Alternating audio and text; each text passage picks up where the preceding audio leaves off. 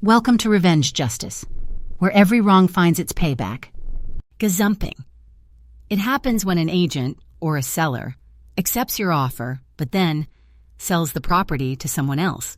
Usually, it's because the vendor can get a higher price, but sometimes it's greed. This happened 15 years ago, and it is one of the proudest moments of my life. My best friend and her husband, they had 5 kids. They lived in an expensive city in a rented old 4-bedroom house for $400 a week.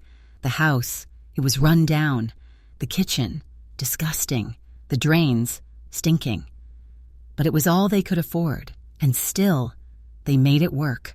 The owner, a kind, wealthy old lady, she liked my friend.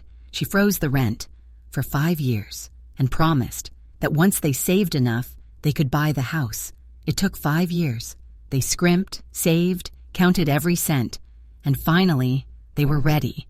Then, 2 days later, the old lady passed away before anything was put in writing.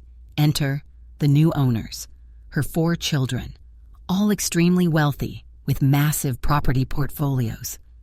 When they first spoke to my friends, they sounded reasonable, polite. "We'll honor the sale after probate," they said. So my friends started making changes, stripped the wallpaper, painted, made plans. Finally, probate was settled. The owners agreed to sell at the previously agreed price. My friends applied for the loan and were refused. The owners had raised the price by $80,000 without saying a word. Even worse, the house would go on the open market. In 7 days, an open house. The market, hot fast. The house would sell immediately. My friends were devastated. They might get the money, but not in a week. And rents were up, property prices soaring. If they lost the house, affordable options almost non-existent. I was furious, incandescently angry. These greedy heirs, they didn't need the money. It was pure greed, and it was obvious.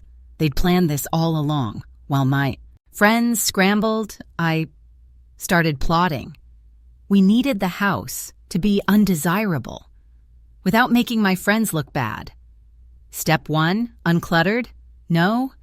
We moved all the furniture, added extra pieces, ornaments, hung motorcycle memorabilia. The place felt smaller. Step 2, smell. A head of cabbage boiled on the stove. Ammonia sprayed by the doors.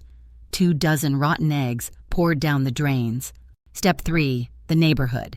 A moldy couch placed in front of a neighbor's house. Step 4, we called friends. Loud, crappy cars driving laps in front of the block. All during the open house. Crowded, chaotic. Step 5, rugby mates, large, imposing men, motorcycles, barbecue, cheap beer. Everyone saw him. The open house was full of movement, noise, distractions, potential buyers. Came, but left within minutes. One woman sat in her car, watching the party next door, and drove away. Another man asked a neighbor about the drains, tree roots, blocked pipes, stinking sewage. He left, and when the final buyers came, my friends were the only ones left to make an offer. They still paid more than they had originally planned, but not as much as the greedy heirs wanted. The papers were signed, deposit paid. Later, a brave buyer tried to offer $30,000 more, but it was too late. The sale was legally secured. I would have loved to see the owners' faces. It was perfect. Yes, the rent was high. $400 in 2004 was significant. By the time the lady passed, it would have been near impossible to find a similar place. Today, houses like that, 4 bedrooms in that area, go for around $800 a week. My friends finally owned their home, and the greedy heirs were left with nothing. The moral of the story: justice doesn't always need violence. Sometimes the patience and clever planning are enough to protect the ones you care about. If you enjoyed this story, don't forget to like and subscribe to our channel. There are more stories of revenge and justice waiting for you.